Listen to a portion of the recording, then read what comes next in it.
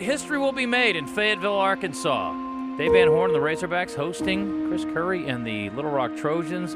There's that buzz, there's those goosebumps, really because it's an historic night in the natural state. Not so much that they're on this stage playing a quality SEC opponent. It's just the first opportunity to be in the record books, to be a part of history on that roster, the first ever time that the Razorbacks and Trojans play. Well, you said it right in the opener. It's Trojan baseball from Baum Stadium. And so who would have ever thought you would even say that? And so 70 degrees, in-state rivalry begins. And so you can't put a price on it. And where else would you want to be in the state of Arkansas playing baseball than here tonight? The notion that, we're just not going to play in-state schools because of the threat of losing. So what? If the Trojans win up there tomorrow, guess how fired up Arkansas is going to be, or vice versa? And, Coach, I just think that just makes it into a rivalry game and makes you hungrier if you do lose that game. My thought is if you would have told me that score before the game, having not known which way it went, I would have said it didn't go the Trojans' way. But, man, what a big win for the program. What a win for those players who just didn't stop playing.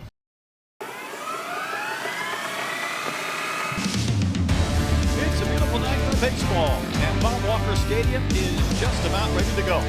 It's the start of a non-conference matchup between the 9th-ranked Arkansas Razorbacks and the Little Rock Trojans out of the Sun Belt. And welcome up to our broadcast booth. I'm Brett Dolan with Troy Eklund. Great to have you with us tonight, and this is more than just a ball game. History is being made today. Arkansas, for the very first time, playing at in-system school. I knew they were a great program. Obviously, I watched the national championship game and the College World Series and saw what they did and saw how close they were to winning it. So I was very familiar with their program. You think about tradition. You think about a program within our state that's had great success at the highest level. You think about their following, and certainly living in the state of Arkansas, you're well aware of the success they've had over the last couple decades. Look, no matter how much people try in the state to emulate University of Arkansas Fayetteville, they're still going to be the Razorbacks, right? I mean, people have grown with the Razorbacks. I think it's Arkansas at the top. I mean, I think there's not a question about that. I mean, they're just a storied program. I always kind of thought like the in-state ban was kind of silly. It didn't really make sense, like if you're a player or a program, to have to drive to Oklahoma to play somebody on a midweek whenever you've got a team 3 hours away. I went to graduate school here about 15 years ago, and it wasn't ever anything that was said to me about how we didn't play the Razorbacks, but I noticed it really when I came back in 2016 and reacquainted myself with the Little Rock area and realized that it was still going on, that we weren't playing the Razorbacks. That's when it really hit me that this is a deep-seated situation where we just don't get to play them. I'm from Texas. UT plays all the other smaller schools. I'm from Texas, so we play pretty much all the schools. To hear that they didn't have anything like that here in Arkansas was kind of mind-blowing. When you look at states like Texas, and I mean, like every school plays each other. No, I had no clue that they had that rule where they don't play in-state opponents. I'm from Texas, so in Texas, all the colleges, they play each other, where it's University of Texas versus UTSA or Texas State or anybody. Everybody just plays everybody. So I didn't know that was really that big of a deal until I really got on campus. I'm back in Texas, everybody plays everybody. So when I found that out, that was the case here in the state of Arkansas, I knew it was a big deal when we finally got the chance to play them. It was really an historical phone call to be able to start the conversations that have led us to this past athletic season. So certainly understood the magnitude. Again, going back to Hunter Yurchek and him being extremely gracious and embracing the idea. And then after got the phone, immediately called our baseball coach and had an opportunity to celebrate with Chris Curry. And and fast forward, that was all about the game in April. We didn't know we were going to have the opportunity to host the University of Arkansas at a fall game at Gary Hogan Field. That came some 2-3 months later. We found that out in the middle of the fall, actually. Coach Curry brought us into the locker room, and we had a slideshow presentation showed up with all of our opponents that we'll be facing at home this year, and kind of got a little intense. He kind of like made it a little bit skeptical, a little bit fun, and then he kind of said, hey, well, there's one more opponent that's going to be coming down, and everybody was kind of looking around like a little excited. And sure enough, the next slide said Little Rock versus Arkansas. National runner-up last year. I mean, it's a pretty big deal. To hear that we were going to play an exhibition game against them in the fall was amazing. I mean, it was a blessing as well because it gives this university an opportunity to get exposed. Came up and said, hey, Meridian, you know, we couldn't do it with Meridian, so Coach Van Horn and I got together and we're going to do it with Arkansas. So that was a pretty fun experience for me. Hang out with Coach Curry and catch up on things. And as I was leaving, he was like, hey, you want to hear something pretty cool? Told me that they were doing the expedition with some other games planned in on the schedule. And I was pumped. I mean, it was cool. We were both laughing. You know, we're both in-state guys, so we know how it goes around here. It was one of those things where, you know, the first thing I found out was that they were going to scrimmage, you know, before in the fall. So that was great. That was a great start. Obviously through the internet.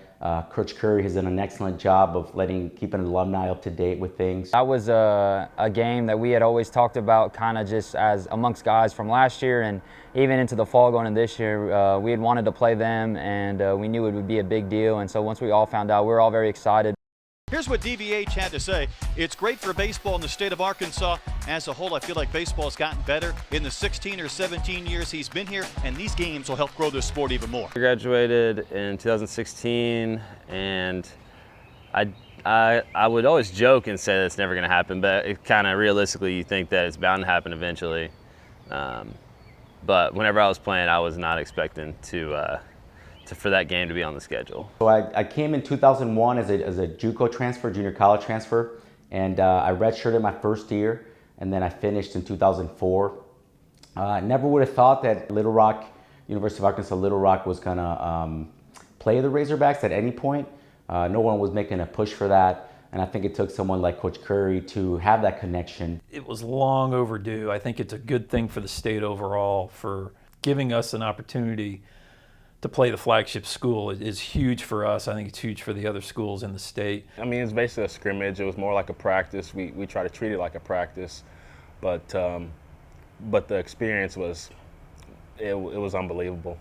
See how many people showed up and to just play under the lights against the Razorbacks. Just, I mean, you can't get no better than that. So we go to Oral Roberts and we got a chance to start turning things around and continue playing that good baseball that we're trying to accomplish, and we lose a heartbreaker, man. They walk us off. It's just it kind of seems when you're in that moment, it kind of seems like, are we ever going to win again? Like, we know what we have, we know the talent that we have, we know how hard we've worked. I mean, it's just, but you don't see it in the win column, and you know, you start to ask questions. I mean, I don't think you're human if you're not. Prior to that Georgia State series, we had went on a rough stretch to where we went to Mississippi State.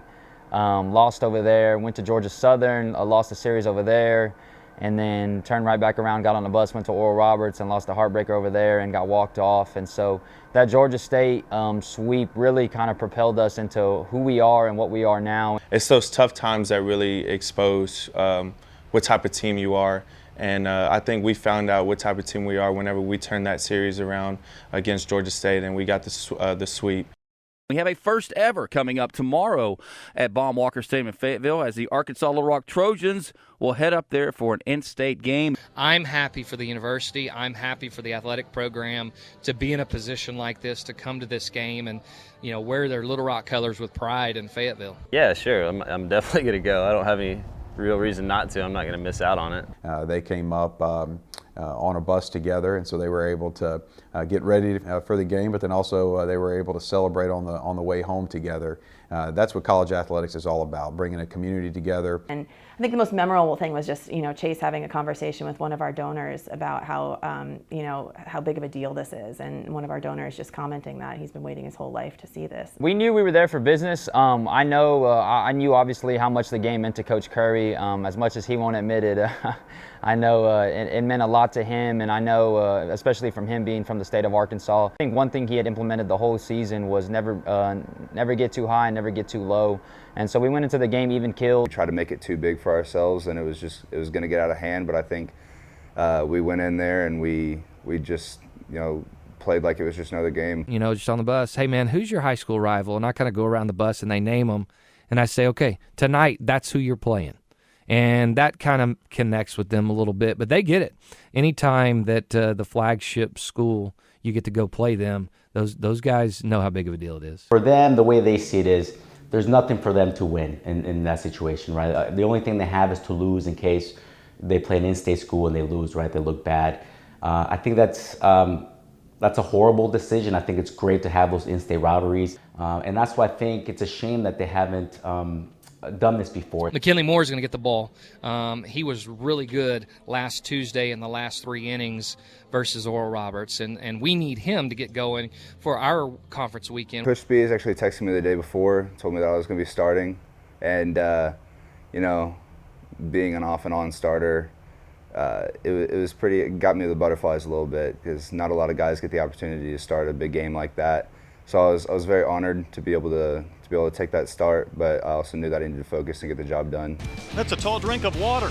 McKinley Moore finishing his warm-up tosses for the Trojans. Yeah, you're right. Definitely a big kid, 6'6". You see him 225. They're out of Keller, Texas. It really probably didn't hit all of us until, I want to say, the first pitch was thrown.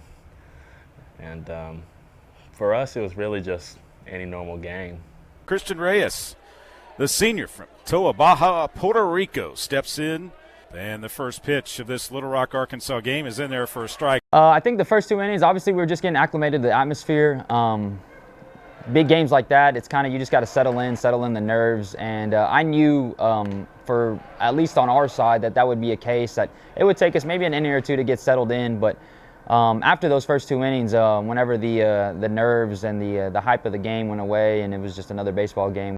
It was difficult. It was kind of hard to swallow. I knew that in order to be successful for my team, that I had to go out there and I had those strikes. So with the walks, it wasn't where I needed to be, but I think that I just had to keep pushing and keep going, keep that ball down. Couple of bounces right to Reyes, and the inning ends. That's a big pick-me-up for the Trojans. And it looks like the Trojans and first baseman Gann has come up a little gimpy on a little warm-up in between the innings. Gann, who's one of their big sluggers, not sure what happened all of a sudden at the end of the inning. He was reaching down around his shoe or ankle, and the Trojans will need a new first baseman. Yeah, I just finished my warm-up pitches and we were throwing the ball around, and I looked over at him and I was, why is JD on the ground? What's going on? I saw him holding his ankle, and I kind of knew that when he tried to get up and he couldn't really walk, I knew that somebody else was going to have to come in. Next thing I know, I see JD on the ground grabbing his ankle, and Cheyenne and Coach Curry running out there. And a weird situation and a tough situation. JD at the time was without a doubt our hottest hitter and kind of carrying us. It's part of the game we play. Injuries happen, and I love JD to death, and it sucks that he went out in that game. I saw it firsthand. I was looking right at him. He jumps to catch a ball during warm-ups, which is so ironic to me. And he comes down. I see his foot come down wrong on the bag. He goes down, starts grabbing his ankle, and at that point it was just kind of, you're heartbroken. You're trying to stay locked in on the game, but he's your brother and you're heartbroken for him. And we didn't know the magnitude of how bad it was at the moment, but you're heartbroken for him. Nick Perez, another San Jac junior college player, entering the game for Gann. Nick was your everyday third baseman in 2018, but late last season, talking with Coach Curry that he best wanted to help this ball club on the mound, and exclusively in 2019, Nick has come out of the bullpen. I'm sitting out there, just hanging out, eating seeds, just typical pitcher bullpen. I saw JD and saw him limping over a little bit, and I just looked at Coach Caples and I was just like, hey man, I don't know, he doesn't look too good. And he's just like, should I go down there? And I was like, oh, yeah, I guess, I don't know. And sure enough, they were like, hey, Nick needs to come down. And I was like, well, there's my number called, and it wasn't for pitching. So, at that moment, it was just a flip of a switch. When Nick comes in to play first, I think we're all, we're hurting. We're still hurting for JD, who is our hottest hitter at the time, but we know what Nick is capable of doing. Liner right to short. Reyes will go back to first and get the double play. Sure enough, as it goes, baseball's going to always find you as soon as you get on the field, and that's whenever Reyes got that line drive hit to him, and then the double play for me to get the second out was just that click. That's all right. Now I'm back in the game. We got to get it going. This was the spot for James Gann in the lineup. Remember, he had to come out of the game after doing something to his ankle between innings. But for Nick to step in and do what he did, gave us just that much more confidence that, you know, that we have a great team, and this is a team game, and when somebody goes down, the next guy has to step up. No offense to Perez, but Gann was hot. Well, Gann had 7 home runs. Perez is 0 for 3 on the season. So it's his opportunity now. 3-2, 2 outs. It was kind of a big moment, pretty much the turning point in the game. Benavides and Scott will take off. That could be trouble. Kerstead didn't see it right away. Comes racing on into a slide. It will drop. And it's going to score a pair of runs, and the Trojans have taken the lead in a crazy top of the third. Patrick comes home. The ball is swung on. It's popped to right field. Kerstead coming in, trying to make the catch, and he can't. The Trojans are going to take the lead as coming around third and scoring is Benavides, and Little Rock is up 3-2. And for me to get that hit and that little bloop double, I mean, kind of got me locked back into the game. I've only had 3 bats previous of that at bat, and for me to get that double to help the team out in any way possible was a click for me, and just got it rolling from there on. Did you know that was your first hit of the season? I did know that was my first hit. I kind of was reaching to the dugout asking if I could get the ball or something for my first hit of 2019. Garrett Scott will take the walk to begin the 5th inning. That one will find its way past Kenley into right for a hit. So here come the Trojans again, first and second, nobody out. Between innings, Perez came into the game, and he's got another base hit. This one dumps in front of Fletcher. So a single and a double and a couple of RBIs for a guy who didn't have a hit all season. You're right. The Trojans have got something rolling, a walk and a pair of base hits. Bases loaded, no outs. Troy Alexander popped to short and struck out. We were sitting on the bench and we were looking. I was kind of, thinking in my mind, like, TJ's due. He's about to get hold of one right here. Honestly, it's one of those things where it doesn't even seem real. It was so awesome. It doesn't even seem real. I've known TJ for quite a while. Me and him have been friends. We've been growing up since we were about like 12 years old. So, and I've seen a lot of home runs hit from TJ as well. TJ Alexander is one of the clutchest players I've ever played with. It speaks for itself what he can do in big moments. And I think that's a testament to how even keel of a player he is. You never see that guy losing his mind. I know I swung at a few balls there. And fortunately, he left me a changeup up, and I kind of just wanted to hit the ball hard just somewhere. Avoid a big inning by the Trojans. Ripped to right, back to the wall, and 4 will score, and a grand slam from Troy Alexander. What a great job by Alexander. He fought off a couple of pitches down in the strike zone. He got the one he liked and just ripped it into the bullpen. Really just put the ball in play, make them field it. I wasn't really trying to go up there and hit a home run. As Alexander rips one into right, Kerstead looks up.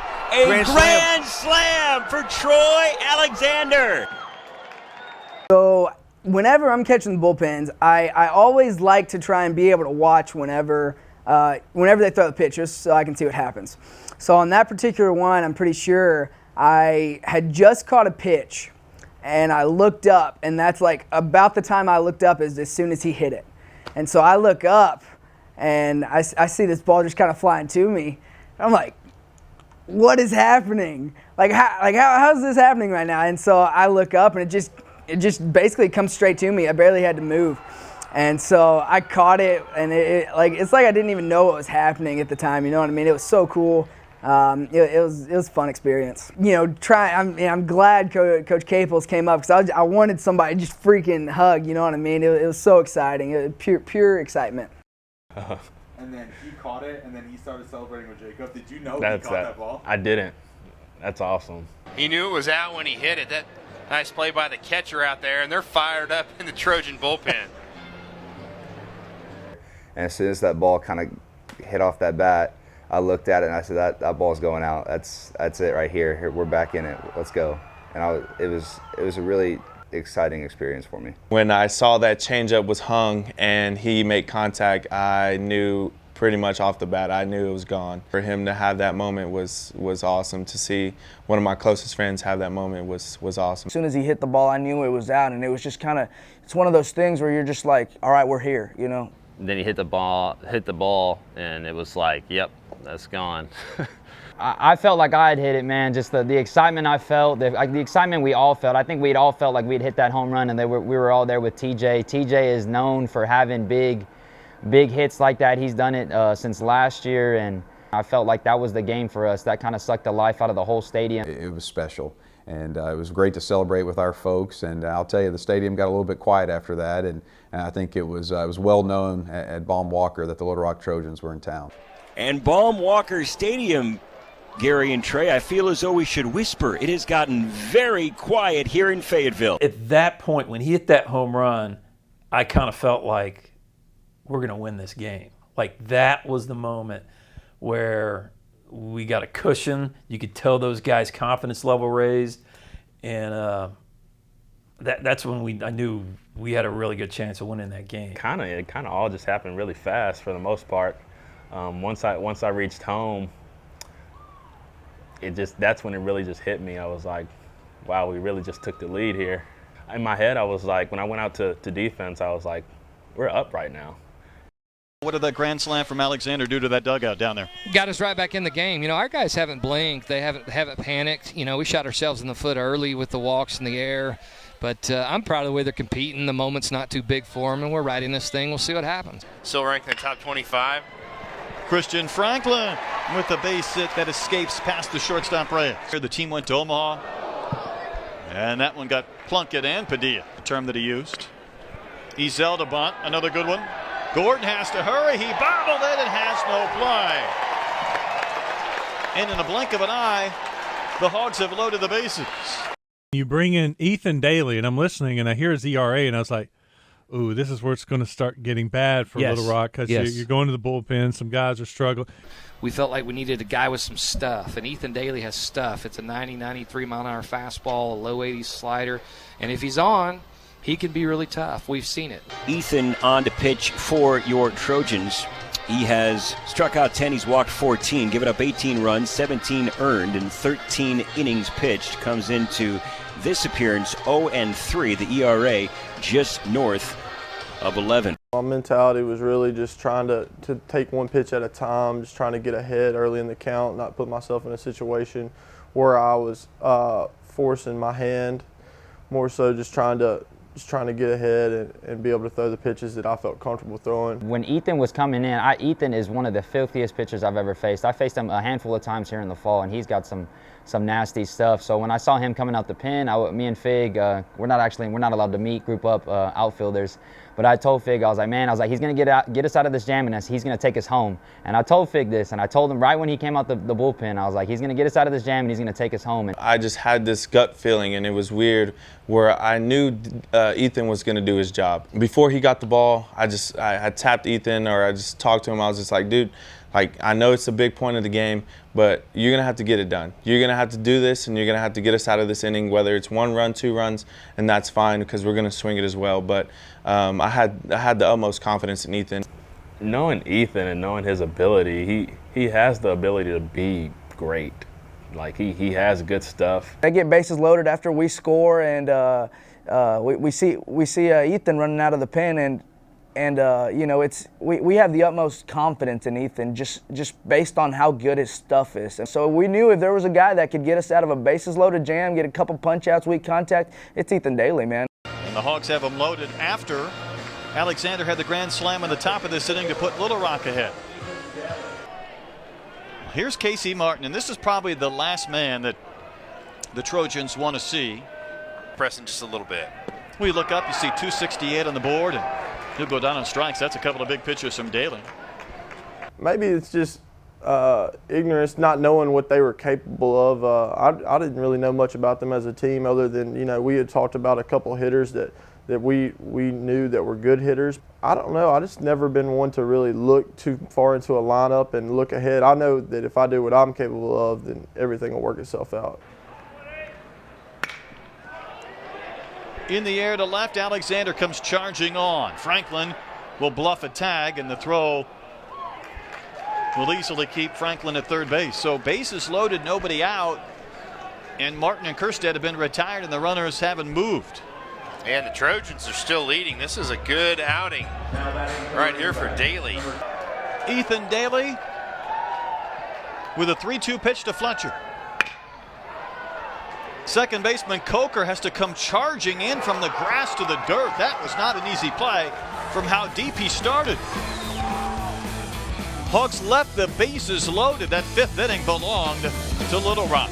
Full count, 2-down pitch. We're in the fifth. Here it is.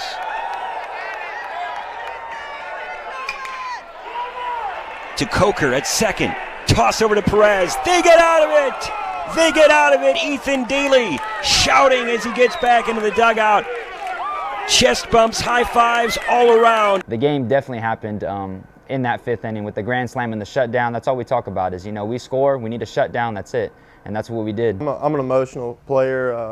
I wear my emotions on my sleeve sometimes. That gets me in trouble at times, but in that moment, I was just excited to help my team out. I knew what I had at stake with what I had done in the past, and I just wanted to not only prove myself, but also just help my teammates. Like I knew what Troy had just done, and I didn't want to be the one to let them down. I knew what the game had, I knew what the moment held, and so I just felt like that was just a big moment, and I couldn't control it. It just overtook me. You got to tip your cap to Ethan Daly. Comes in. I think the guy had an ERA over 11, and he comes in, strikes out Casey Martin, gets a ground ball pop up out of a bases loaded, nobody out situation, and then he rolls in the 6th, 7th, and 8th. I think he gave up a solo home run, and that was it. I mean, Ethan Daly, the story of the night to me. Where's this been from Ethan Daly? I felt like the game hung in the balance right there, and so with all their lefties coming up, we rolled the dice that he was going to be on with his breaking ball, and he was, to his credit. Kind of like a 15-round bout. I mean, you just keep getting off the chair and going another round.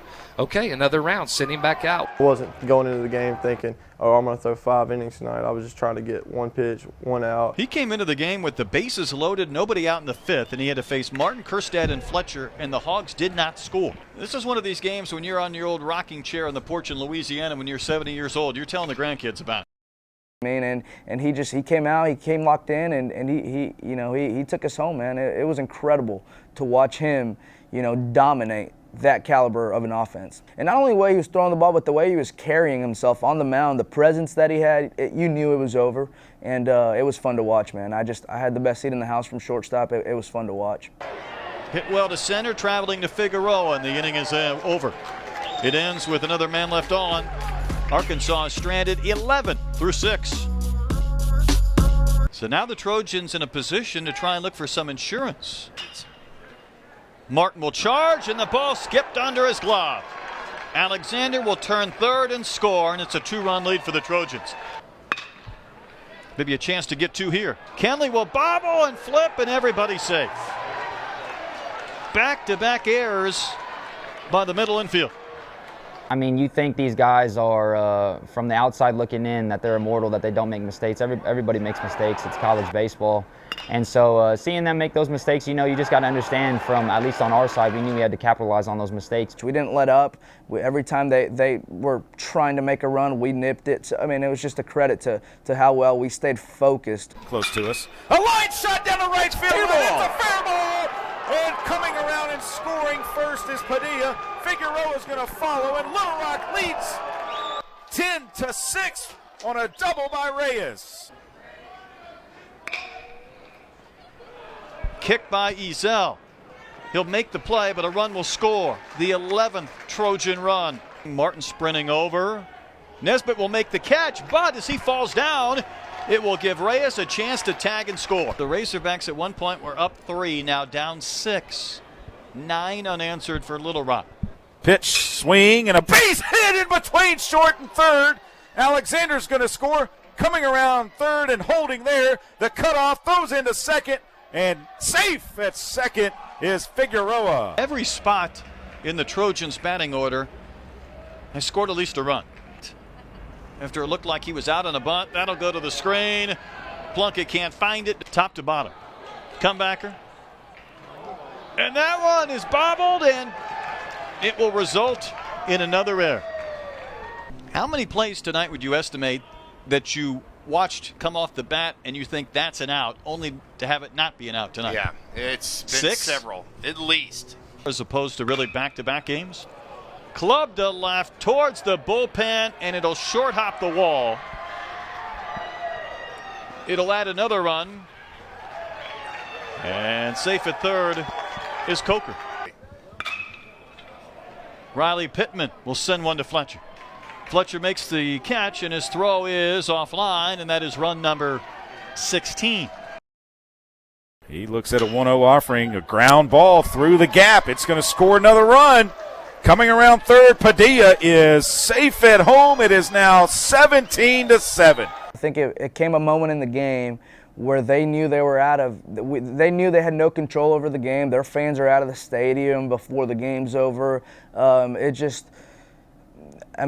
were ready to be done with the game. I think punching them in the mouth was probably the best feeling to win. It left me speechless.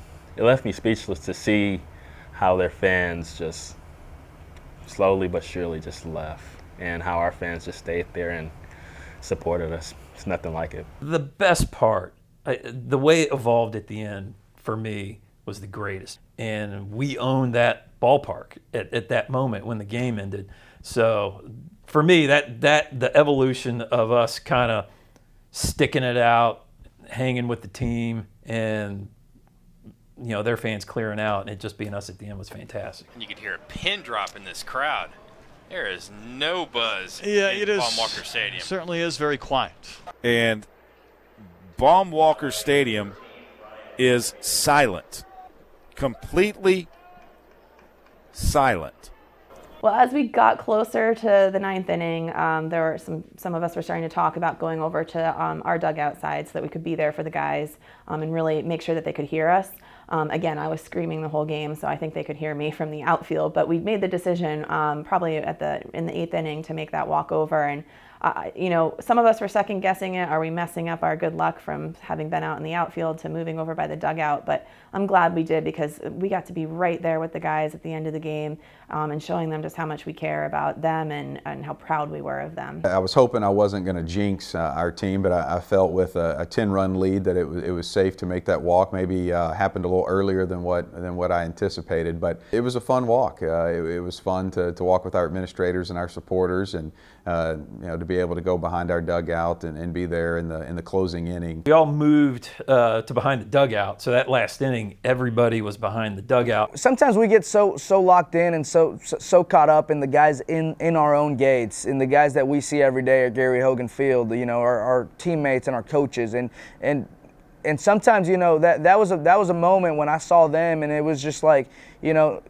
what we do affects other people as well, man. There's so many people that are involved. Going into the ninth, I had a little bit of smiles. I knew kind of what we were about to do. I knew if we blew a 17-7 lead that, man, we would be in trouble. But I had a pretty good idea that we would come away with this win. The stadium was eerily empty. From what I've heard from people from the state of Arkansas, that's not a normal thing. If this game would have taken place last night,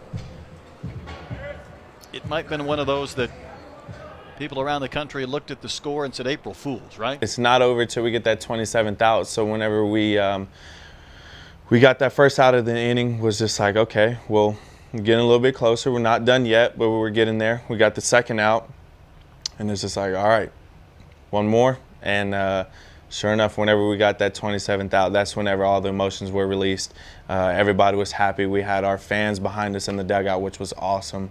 And just to hear our fans in all of Baum Stadium, which was completely silent, was awesome. I think that's one of the few moments in my career where I've run out to play the last 3 outs, and I was able to take a deep breath. And it was just because of the lead, because of the way Ethan was pitching, because of the stadium was empty. It's just, I took a deep breath, and I tried to do something that I don't do often, and it's just let myself soak everything in. And I was happy I was able to do that. I was just kind of looked around the stadium and just took a deep breath, and I was like, man, we did this. We really did. When the last ball was hit to me, it kept pushing a little bit more than I liked, and I caught it on the warning track. But instant excitement. I mean, it was like I said, it was a weird setting, being what the score was and that the stadium was empty. But nonetheless, the only thing I cared about was celebrating it with the guys in our dugout. And I was talking to Ryan Scott during the game, and he wasn't missing it. Like that guy played professional baseball. got drafted high, led the nation in batting average his senior year, and it meant enough for him to make that trip up to Fayetteville. So just talking during the game, he just couldn't believe it. And at the end, seeing Corey hug those guys, guys he played with for 4 years, most of those guys he played with, I know it was killing him not to be out there. It was really cool for me to be a fan with guys like Corey Malcolm and John Evans, and some of the guys that have been involved in the program for a while, and so that was really really cool. We got to all sit there and hang out and talk about old times and watch a great baseball game. We're all in this together, administration, athletics. This is all one big team. We all root for each other. We're all pretty tight-knit. I knew it meant just as much to them as it did to us too, being that we're all Little Rock Trojans. And so it was a great day to be a Trojan. I think I tweeted that out too. It's a great day to be a Trojan. And it was one game, and it was possibly a turning point for our season, because we ended up going on and having a really incredible run down the stretch in the Sun Belt Conference. But watching our program really instantly be elevated to a level that we hadn't seen in recent years, and to be able to get a top 25 win against an unbelievable ball club. For us to do something like that for the university was awesome. To see Conk and Molly and all the basketball guys, like you said, Corey and everybody else, happy and excited for all of us that what we just did. That was fun. I enjoyed seeing that. I gave him the ball and I gave him a hug and I said, Coach, I know how much this means to you. I said, I'm happy for you, I'm excited for you, and let's enjoy this win. And so he definitely held back a little bit, but at the end of the day, I mean, we all knew what it meant to him and how excited he was about that. Coach Curry's stone cold, man. He don't ever show his emotion. I think that's part of what makes him good. I mean, he's the head of this thing, so he's got so much going on in his head that he's got to be even keel at all times. But a cool moment from that game that I remember is I've been here for 4 years, man. Me and Coach Curry, we've been through a lot together, and I just remember giving him a hug and saying how happy I was for him, him being an Arkansas guy, him having coached at Arkansas, he a guy that'd been in the other dugout, and now he gets to go into their place and beat them. It's cool, man. And Coach Curry's done a lot for this program. To where this program is at now, to where he got it when he came in, it's awesome, man. I'm so happy for the guy. You could tell he was kind of holding back a little bit, and he wanted to smile, and we made him smile a little bit, enjoy the victory. I mean, we just beat Arkansas 17-7. There's no way you can't smile about that. Coach Curry came up to me and he gave me a hug, and he was like, this wins for you guys, the guys that, and he says that to us a lot. Like, he really does a good job with the alumni and saying that this stuff is, we helped win that game pretty much. Like, we set a foundation for stuff like that to happen. And so that was special, but I tried to let them enjoy it and just be a fan at the moment. He was doing his best to treat it as status quo, that we're gonna go play our game and win this game. So I'm sure that there was some emotions that were associated with it because all the history, but like I said, I mean, his job is to treat it just like any other game, so he was just doing his job. It was very mellow and low-key from the time we stepped in the locker room. I think we had Zaxby's waiting for us, and everybody kind of just sitting down. It was such a long game. Everybody just sitting down eating, and I was trying my best, to get excited with the guys. I'm an emotional player, and I definitely like to enjoy the wins, as it's tough to win in Division I baseball no matter who you're playing. And everybody was kind of even keeled, but I definitely think that showed the maturity of our team and what we expected to do. Locker room, since we had to leave right after. It wasn't too wild, but I mean, we were listening to music, singing along and everything.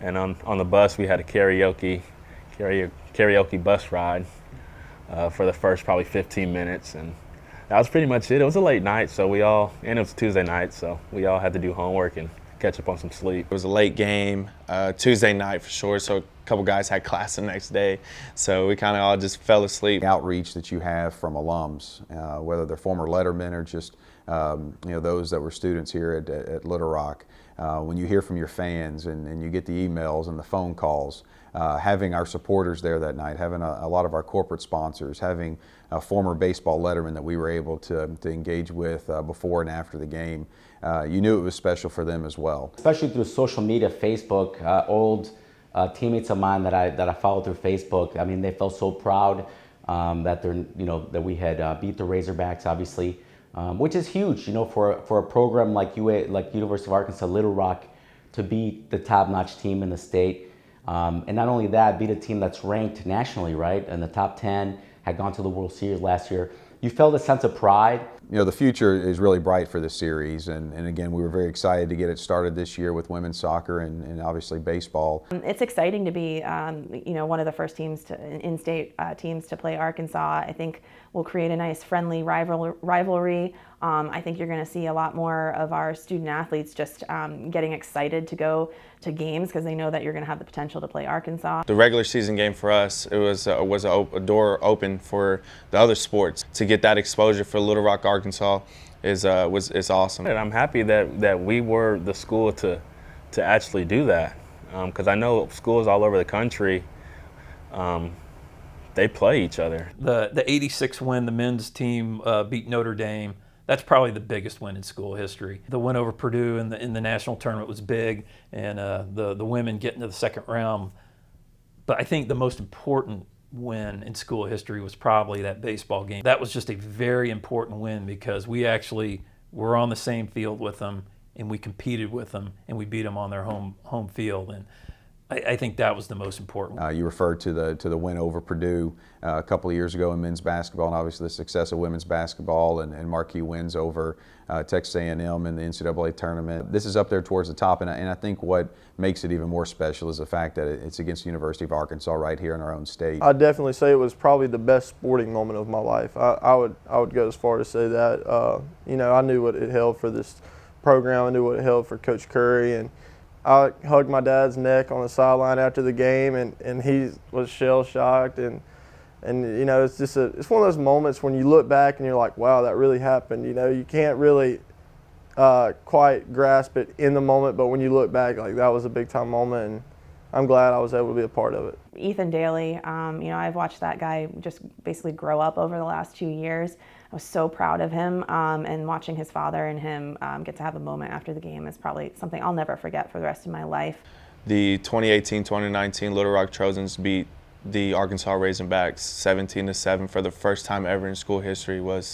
It's awesome. Yeah, that's a blessing. We'll go down in history. It'll go down in history forever, and our names will be written down forever as the first ones to have done that. A lot of people didn't see the point in having this game because a lot of people thought it was just going to be a blowout. Thought, what's the point of this? Experience and the memories from that game were going to be awesome. I think TJ's home run, I'm going to tell my kids about. Like, that was awesome. The go ahead.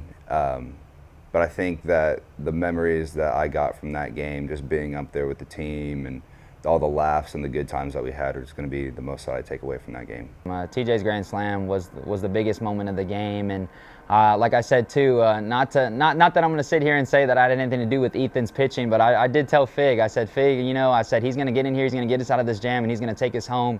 And so those two moments will be something that I'll hold near and dear to my heart for the rest of my life.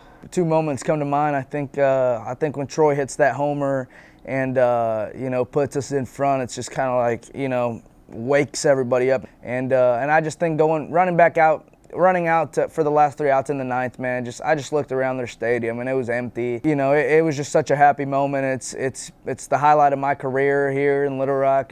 Once again, our final score. The Trojans enjoyed a fun night. They defeat the Razorbacks 17-7. Razorbacks fall, and that's not the biggest story. It's that they fell to the Trojans by 10 runs, 17-7. It was quite the shocker, not the fact that we won, but the way that we won and the score. And we not only won, but we won by a lot. So I think it was a pretty historic win, and it's up there for me as a top moment in Little Rock athletic history. 17-7. 17-7, without a doubt. That will forever be implanted in my head to see the Little Rock Trojans are over the Arkansas Razorbacks 17-7.